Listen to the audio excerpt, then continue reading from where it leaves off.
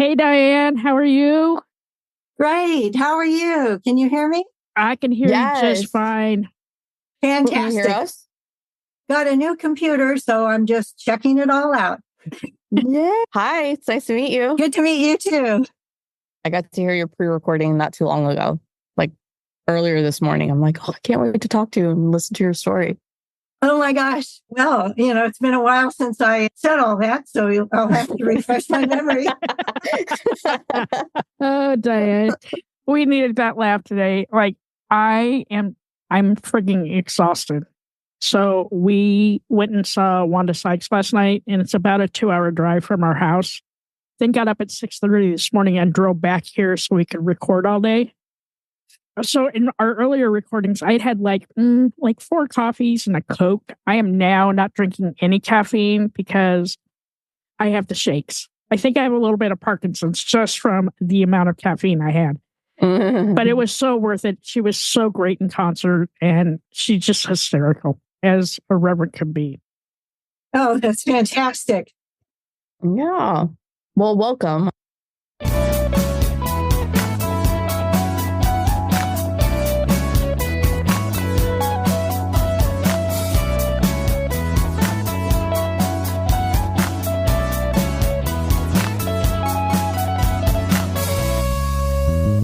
Ready? 3, 2, 2, 1. What? I always feel bad flipping off whoever our guest is because I'm like, they don't know. They have no idea that the number one in our countdown is always us flipping each other off. So because we're 5. We're 5. Yeah. Welcome back to another episode of Shit That Goes On in Our Heads. I'm Dirty Skittles, and I'm joined by my co-host. And I'm T-Rex. And our guest today, Diane. How are you, Diane? Great. I'm happy to be here. This is going to be a wild ride. I know. Buckle up. We never script anything. So it's just, we just kind of go for it and see what happens. What did you have for breakfast, Diane? Oh, oatmeal. Nice. Okay. All right. Do you do anything like fun with it, like fruits or coconut or? Meal, protein powder, raisins, frozen cherries, Oh, and yum. walnuts. That's really good. Wow, that sounds delicious. I had a Reese's peanut butter cup. It was awesome. It was 6:30 in the morning. I was hungry. We had to get on the road. You eat like my 6-year-old. If I could let him eat and pick his own breakfast, it would be Reese's peanut butter cups for sure. There's some protein in there somewhere. Okay. Yeah, and chocolate's supposed to be really good for our brains. Yeah. Oh. See? I just got vindicated. Thank you. Diane, thank you. Well, thank you for being with us, Diane. I'm dying to hear your story. I heard a little bit in the pre-interview where you tell us a little bit about your childhood. Where'd you grow up? I grew up all over the place. My father was an Air Force pilot, so we moved every year or two. I went to 10 different schools before I graduated from high school. Wow. Wow. Oh, my word. Yeah, so that was a little unsettling. And also, I grew up in, my father was up in the air a lot because he was a pilot. And so my mother was the main influence. And for years, I thought there was something wrong with me because I could never seem to satisfy her expectations. From, physical appearance to my ideas, to my behaviors, everything was just, in her opinion, wrong. So I'd go to my room with library books and, read like crazy after dinner, and books would open up doors to other worlds. I met all kinds of wonderful people like Eleanor Roosevelt in books, The Diary of Anne Frank. I read history, I read novels, but especially loved biographies because I could relate to the people and see, how they'd managed to overcome obstacles in their lives. So that was very inspirational. Wow. So as far back as you can remember, at the farthest your memories go, your mom was always sort of that type of an influence for you? Yeah, I later learned when I got a master's in counseling that she had narcissism. And it wasn't, this was a really consistent pattern for her. She was very focused in on her own needs. And so I was trained like a dog, actually, trained Wow. to tune into what she wanted. And so I became very conscious of other people's feelings and other people's needs, and not too conscious of my own, because those were always being put down. Right. So yeah, it was a strange kind of childhood. What I also, though, loved was nature and books. So I remember climbing a huge redwood tree next to our house when we lived on Hamilton Air Force Base in Northern California, and coming higher and higher until I could look down at the roof of my parents' house and the balcony wow. outside their bedroom. And I was above it all and one with the tree, and felt this incredible sense of oneness with nature and empowerment. And then obviously I climbed down, but have felt a sense of connection to nature ever since. Nature was a consolation, really. And Yeah. later in life, I studied Eastern philosophy. I studied Taoism, which teaches, actually, it's still there. I've written 3 books on Taoism by now, but that we're all one, yin and yang combine in a larger unity of oneness, and that each part of nature is equally valuable because we're all part of the larger whole. So I found inspiration in nature, in Eastern philosophy, and in books. But meanwhile, since I was still a child, I physically lived at home in my parents' various houses. And I remember thinking, what I really want to do is go away to college, because that would get me away from this influence that was really restricting. So when we lived in Germany at Ramstein Air Force Base, I sent away for college catalogs. In those days, there was no internet, really long time ago. We did have telephones. I mean, we weren't totally uncivilized, but I got all these catalogs, and I had this dream of going to UCLA. So I filled out all the applications, sent them in, and was absolutely delighted when I got my acceptance to UCLA, told all my friends, I'm going to UCLA. This is fantastic. And meanwhile, my father's next assignment was in Southern California at Norton Air Force Base near Riverside. So I was packing up in August. We moved back in June and July from Germany through the United States, unpacked, and moved into this suburban house outside of Riverside, and into my bedroom, which was actually had all my mother's childhood furniture in it, including a life-size doll, which was sitting in a rocking chair next to the bed. And everything was pink and white, colors that I really didn't like. I was, much more into nature, books. There was no room for a bookcase. There was nothing. So I was really ready to get away from the suffocating world of pink that was like Pepto-Bismol, Yeah. But I was packing up, had my clothes set out. And my mother came into the room and said, what are you doing? And I said, it's August. I'm packing up to go to UCLA, I'm going to move into it in a few weeks. And she said, well, my dear, your father and I have talked, and we've decided to transfer your acceptance to UC Riverside, so you don't need to go away to college. So you had to stay home? That was the plan? Yeah. Oh my God. I felt trapped. And I said, well, why? And she said, we can't afford it. Walked out of the room. And I thought, oh my gosh, I'm stuck in this Pepto-Bismol pink world. I have no recourse, and my parents have financial problems. But that really wasn't true, because she got a new Mercedes for Christmas that year. Wow. So that there was just no logic in that family of origins world. So I figured, okay, I've got to get money and I've got to move out, because if they choose not to afford it. So what I did, I had a friend who lived across the street who was also trapped in suburbia with his parents. His father was in the Air Force, and Brad had just come from New York, where he had gone to high school and was stuck. So we became really good friends, studied Eastern philosophy, started meditating.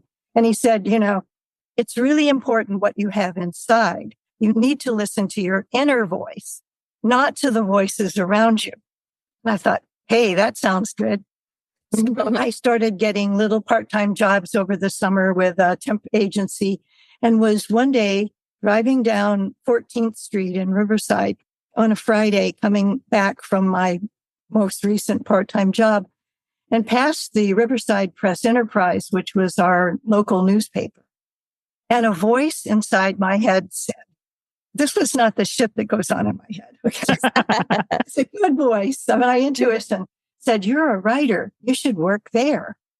And I thought, I didn't think. I just turned the car around, made a U-turn, went into the parking lot, walked in there at age 19, a shy teenager, and said, hi, I'm Diane Dreher. I'm a writer. I'd like to apply for a job, to a reporter in the newsroom. And he said, well, you need to go upstairs to the personnel office.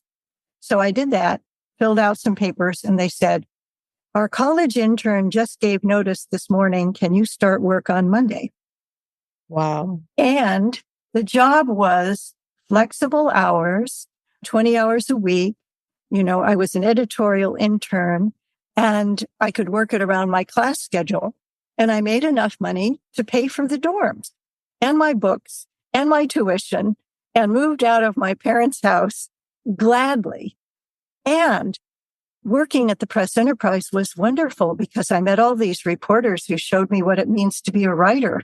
And, it was fantastic. It was another world. It combined my inner sense of calling with financial, power to be on my own. So I worked my way through college from then on. And I learned something really important, that there are voices outside of us who tell us who we should be. And if we don't watch out, those voices take up residence inside our heads. Mm-hmm. So I did move away from my physical parents' house, but for years, I still had my mother's voice inside my head, and without paying rent, occupying that space. And ever so often when I wanted something or wanted to work for something, this voice would just tell me, I'm not good enough. Who do you think you are? You're not good enough. You can't afford it. You can't do it, etc. Just this really negative voice. And from what I learned from Eastern philosophy, we can change the channels in our heads. We don't need to listen to that radio station. We can tune into a different one, which is deeper, more spiritual, more true. And I can tune into that, for example, in meditation or being out in nature, and really find a sense of inspiration and confirmation, which is a big contrast to the external, stuff. But this went on. So I managed to graduate from UC Riverside and met a professor there who was the first adult who really saw me.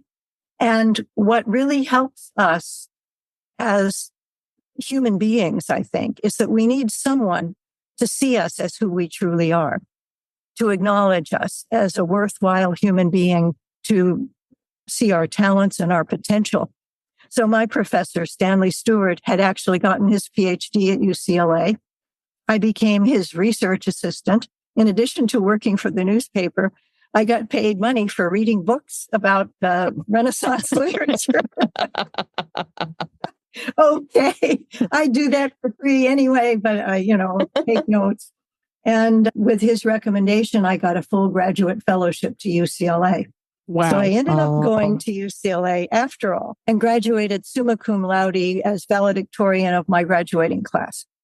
Wow. Wow. And that was okay.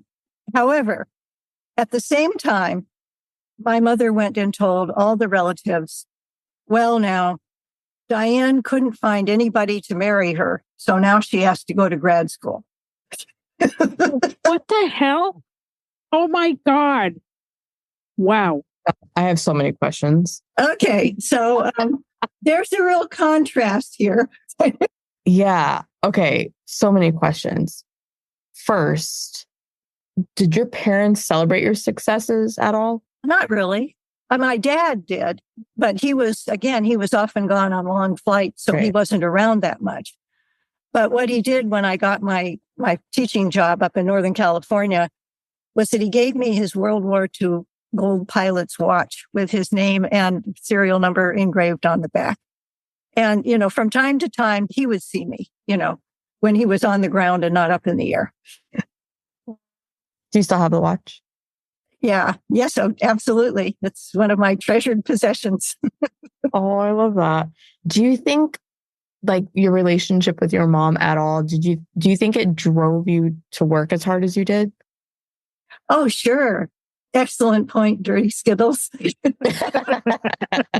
Yeah, I learned to be a really hard worker because initially I figured that, okay, I wasn't very smart because I was told that, by her that I wasn't very smart, although some of my teachers thought otherwise.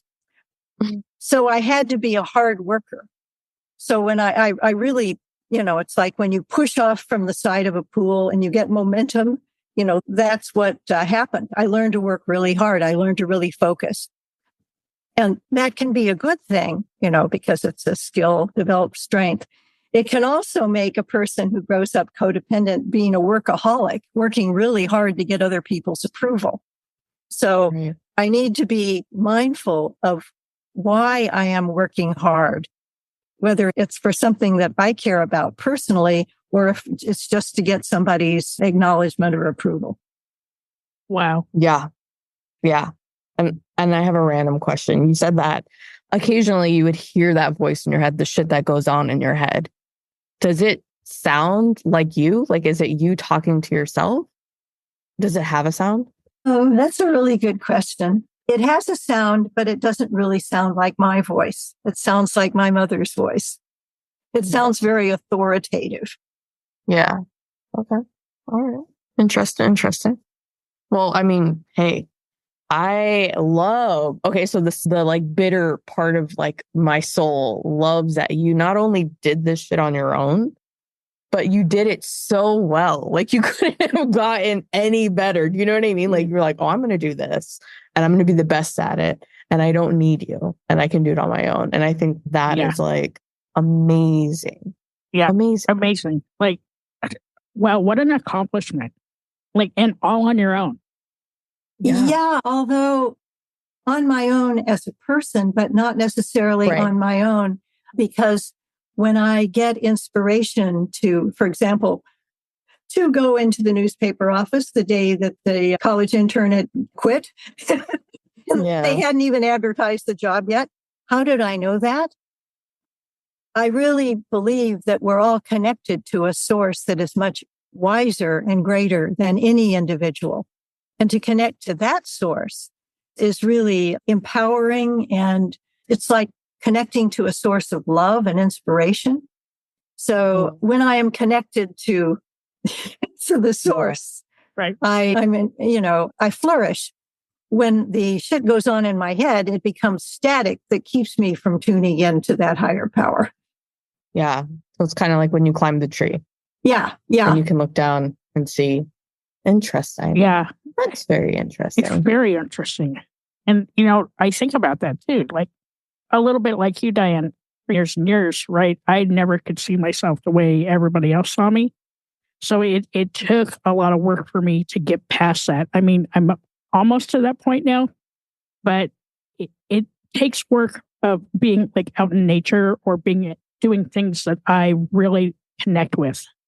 And when I'm connecting, then it floods back to me, but in a good way. Like I don't hear the voices in my head that tell me that I'm not good enough or that, people are looking at me like I was 20 years ago. They don't, I look at myself now and how I accomplished what I accomplished, but I didn't have to do it with their help. I was able to do it on my own. So all the naysayers, fuck them, because you know what? Right. I like ride my own boat. I'm all good. That's beautiful.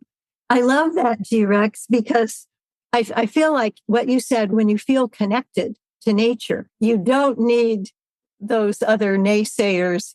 They're irrelevant. Right. So irrelevant. But, it took until I turned 60 to really figure that out. Like I literally I turned 59 Next day I turned 60 and I was like, you know what? I don't really fucking care what you say because I made my own person, right? I righted my wrongs. I worked really hard to get where I'm at. And I live in this beautiful place. We live on 8 acres in upstate New York and have so much nature around us. Like we have foxes, we have deer and rabbits, and squirrels, lots of squirrels.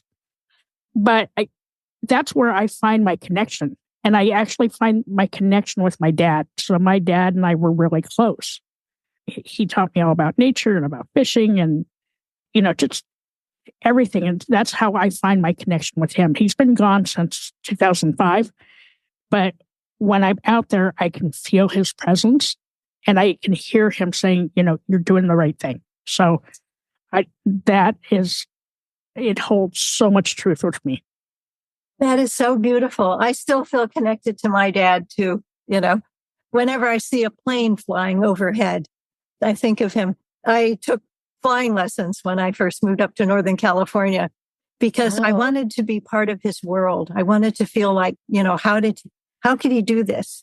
Because he discovered himself too. My dad grew up really poor in Kentucky. His mother was a very devout Catholic and she wanted him to be a priest. He was an only child and she was very strict and it was suffocating. So he worked his way through Catholic high school. He had paper routes and things. But what really excited him was aviation. He'd see these, in his day, little biplanes fly overhead. And one day he ran to the Louisville airport because he found out that you could get a quarter if you helped tie down a plane. And back then, during the Depression, a quarter was a lot of money. So he ran and he just got there in time and he saw the pilot get out of the plane. And he thought, I must fly. So he moved away from home at age 16, moved into the attic of the Louisville Flying Service and wouldn't have much to eat except for a bowl of bean soup, at night with a lot of crackers in it at the coffee shop there. Went to school during the day. And then when he came home, he talked to the pilots. And sometimes if he washed their plane and helped them, they'd take him up for a lesson. When he was 16 years old, that year, he became the youngest licensed pilot in Kentucky and went on to be an Air Force colonel flying jets, air rescue helicopters, big planes. And that was his way of getting above it. Yeah. Yeah. Very similar. Yeah. You and your dad. That's really cool. Was he at all aware of the relationship you had with your mom? I think to some extent, but again, he wasn't around when she said these mean things and he grew up really poor and she grew up as the daughter of a person who retired at age 30 as a very wealthy contractor in Southern California. So he felt socially, I suppose, inferior to my mother. So he didn't want to question her. But psychologically and spiritually, again, he was way up there in the atmosphere, way above a lot of people. I admire people like what G-Rex has done is that we need to discover who we are. And no one can tell us that. People can, recognize who we are, but we need to discover that. And when I did research on Renaissance literature, I realized that something really interesting happened between the Middle Ages and the Renaissance. And one of the things that happened was that their theology changed. In the Middle Ages, only priests, monks, and nuns were supposedly called by God to have some sort of meaningful spiritual life. By the Renaissance, theologians and philosophers said that everyone had a vocation. Everyone had specific talents that they were given, and it was their duty and their destiny to discover them and to use them to fulfill their own destinies, but also to serve the greater good. So you have Shakespeare, whose father was illiterate, who could only sign his name with an X. Michelangelo, whose father would beat him whenever he caught him drawing pictures when he was a little boy, because he said, that's a worthless occupation. You need to become a cloth merchant and bring money into the family. And Queen Elizabeth I, who, grew up in a dysfunctional family, to say the least. Her father executed a couple of his wives and, You can see why Elizabeth never married. Marriage was a scary undertaking. But again, she discovered her world in books, spoke 6 languages, and became the monarch of the new Renaissance England. So we have all these people, males, females, artists, scientists, saints, discovering who they were inside, finding their talents, their gifts, and bringing them forward. So we're all part of this larger mosaic, and it's up to each of us to fulfill our destiny to make the whole complete. Wow. I just love this so much. And, as you were talking, I also thought about, like all the influences I got from my mom. So my mom was a nurse for years and years, and I get a lot of my caring and compassion from her, right? So you put those two together, you put the caring and compassion together along with my love for nature. And I can say like over the last year, I've really come to figure out, who I am, what I love, and putting up walls so the outside noise doesn't get in. And it also happens to be like how I deal with my boundaries too, right? Like if it sounds like drama, I just don't want it anymore. I don't have time for it. Yeah. Yeah. There's a big difference between drama and dharma, Dharma, the spiritual. That needs to be a t-shirt. Somebody make that. Yeah. I need that. What's really interesting is that I do research in positive psychology now, among other things. And in 2004, Martin Seligman and Chris Peterson came up with this book called Character Strengths and Virtues. And they'd done this huge international research project, which discovered, going back in time to the earliest written history of all the cultures that they could find around the world, they found that despite all the differences we human beings have, and if you watch the news, you can tell there are a lot of differences, that everyone agrees on 24 character strengths that are common to all humanity. Courage, curiosity, compassion, spirituality, many, love of beauty and excellence, nature, many of these, okay? And that each of us, according to the positive psychologists, have 5 top strengths. We all have all 24, but our 5 top strengths are our signature strengths, those that form our personality.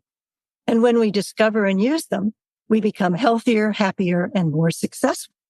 And they have empirical evidence to this, which, over 400 years ago in the Renaissance, this is what people believed. And it caused, I believe, the Renaissance. Interesting. Yeah. I have some kind of fun questions. I'm curious, knowing or having all the stories that you've read about history, if you could go back to a certain point in time in history, where would you go? Or like if you could talk to anybody from history, who would you talk to? Oh gosh, Queen Elizabeth I, a really courageous woman. I mean, she had to be. Shakespeare, because he didn't really travel, he didn't go anywhere. He lived in England. He traveled from Stratford-upon-Avon to London and back. And that was pretty much where he went. And yet his imagination took him all over the world and touched the hearts and still touches the hearts of so many people because he tapped into something that's universally human. And I'd also like to go back to 1776 because that's when our country was founded. And I used to be, they call that, a consultant for the National Endowment for the Humanities. And we would fly back from California or wherever we lived to Washington, D.C. to evaluate proposals.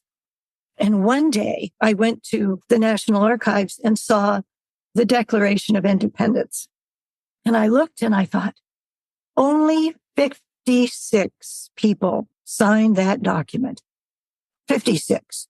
I mean, I chaired my English department at Santa Clara University. We had more than 56 faculty there, okay? We could have started our own country.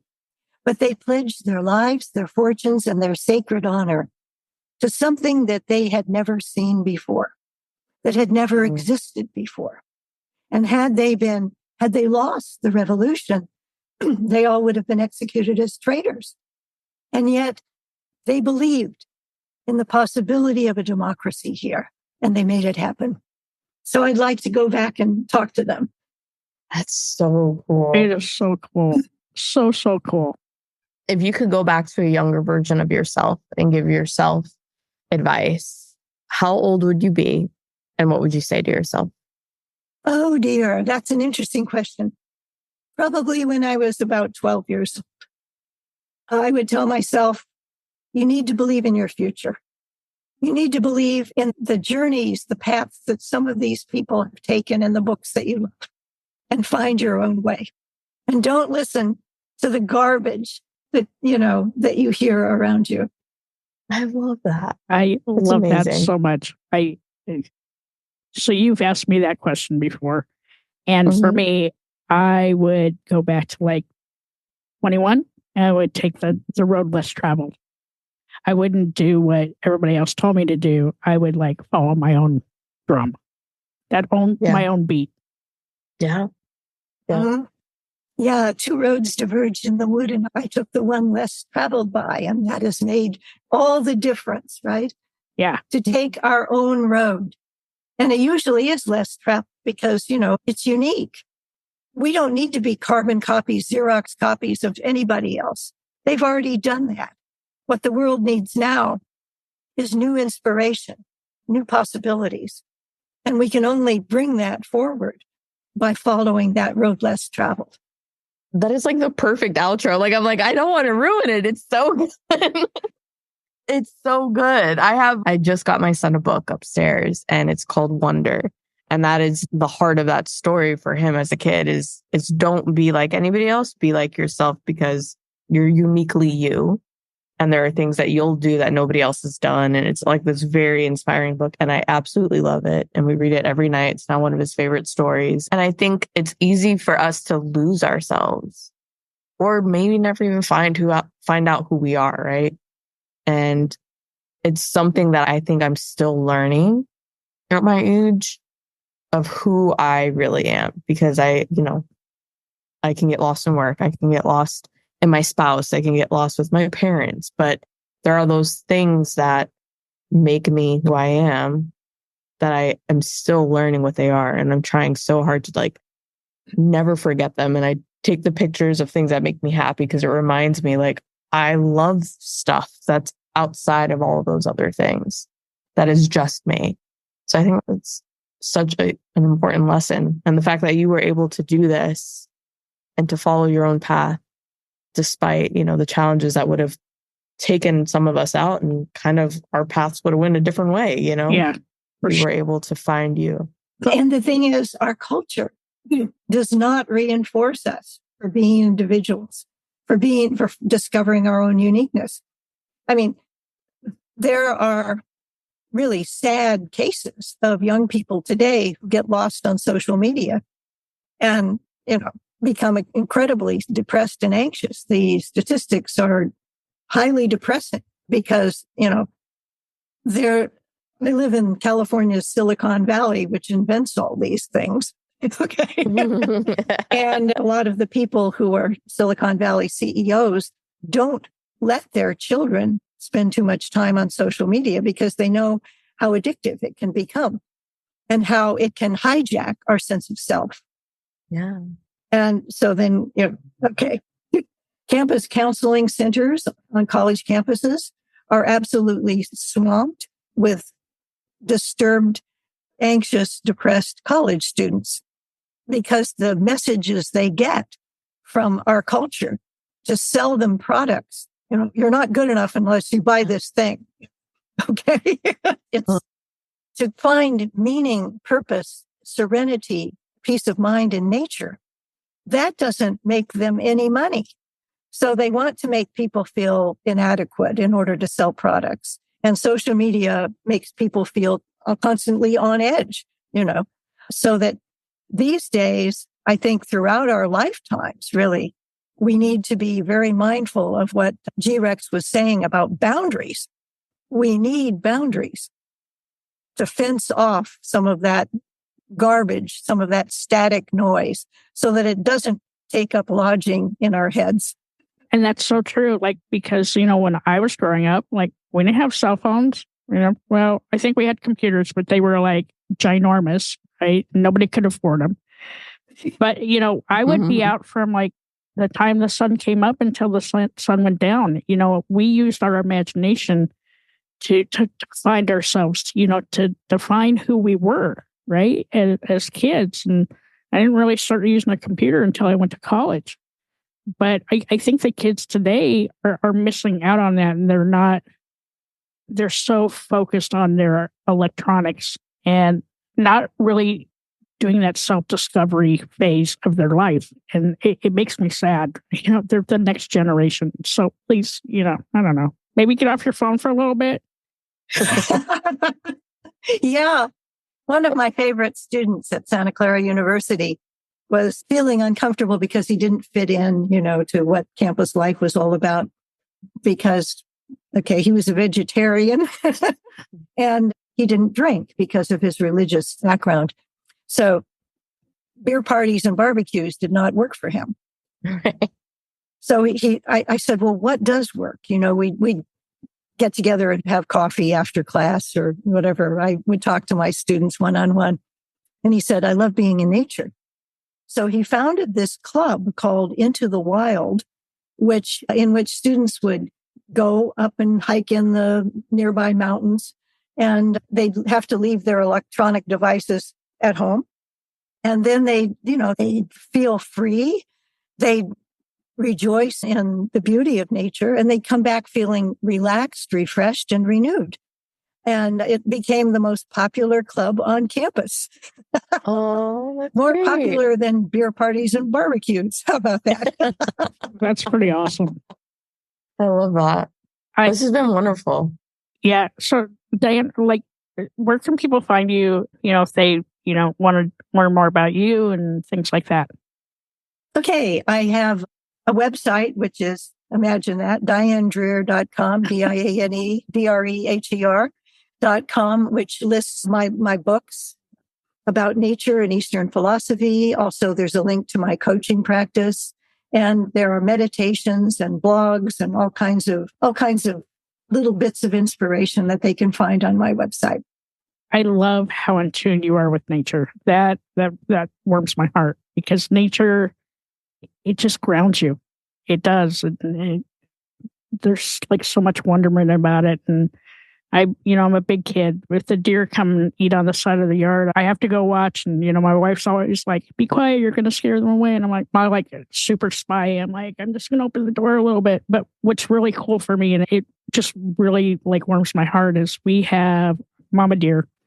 And for the last 3 years, she's given birth to triplets. So we get to see the babies every year. And we have 14 different deer trails in the back here. They can't just use one because they're going to trample all over my grass. She's got all those kids. Yeah. we got all our kids. And to me, that, if I'm having a bad day, I will go outside. Even if I see one of my 8 billion dumb squirrels. But to me, that is my connection. So we got to see the solar eclipse on Monday. And it was cloudy. It was kind of gross and super cold. But the thing that will always stick within me is that we got totality. And so I got to see a sunrise and a sunset at the exact same time. And I thought, man, I'm never going to get to see this again, because the next one's in 2045 and I'll be 82. So God willing, if I'm still alive, I am going to go to Colorado so I can see that. But it was, as cold as it was, it sent chills down my spine. And the other cool thing was a lot of parents took their kids out of school to see this. And they were so engaged and so much wonderment in their eyes. It warmed my heart. It made me feel like maybe these kids will remember this one time in their life that they got to see this. I mean, these were young kids. They were 4 or 5 years old. But just to see the look on their face when they saw it, it warmed my heart. I don't have any kids. I have 8 cats. If you want to call them kids, we can. But I thought it was really awesome. I do phone banking for Native American reservations in Arizona, and learned that from my Native American colleagues that an eclipse is a sacred event.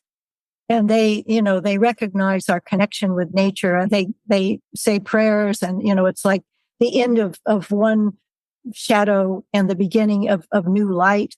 And you can release all kinds of old stuff, and, there are rituals involved. And I thought, maybe, what has really caused so much disturbance in our country, in our world, is when people feel disconnected from each other, from nature, and from a deeper sense of themselves. And the fact that we had so many people sharing the eclipse, we didn't get much of it out here in Northern California, just got a little bite out of the sun. But still, the fact that this happened, at this time, and so many people will remember it forever, really, is something that unites us in wonder at the grandeur and beauty of nature. Yeah. I love this. Oh my God. Thank you so much, Diane. Oh my God. Thank you. Thank you. It's been amazing. Thank you for the inspiration, both of you. Oh, yeah. Hey. Awesome. Well, thank you so much, Diane. I appreciate you coming on, sharing your story. Hi, all. Thank you so much for listening to this episode. I'm G-Rex. And I'm Dirty Skittles. Don't forget to subscribe, rate, and review this podcast. We'd love to listen to your feedback. We can't do this without you guys. It's okay to be not okay. Just make sure you're talking to someone.